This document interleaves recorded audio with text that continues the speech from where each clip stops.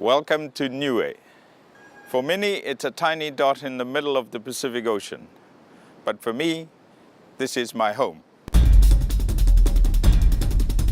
Here in the Pacific, we're highly vulnerable to disasters, perhaps more so than others. We experience weather-related hazards like cyclones, droughts, and floods on a regular basis. In 2004, Cyclone Heta swept across Niue, leaving destruction in its wake. In a brief moment that afternoon, it destroyed the equivalent of 5 times the gross domestic product of this island. The stone wall is all that is left of the hospital. The effects of climate change magnify these disaster risks and have a wide range of progressive, destructive, negative impacts on people, their health, and the ecosystems on which they depend for their livelihoods.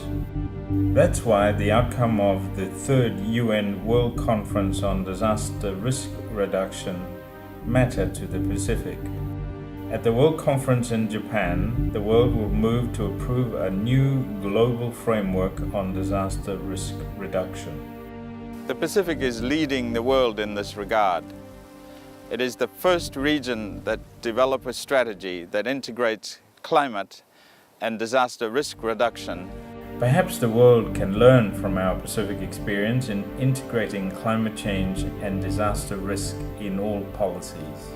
Whatever form the post-2015 framework takes, it's important that the world community adopts a stronger approach to disaster risk reduction. It's particularly important also to involve local communities in the development of the framework.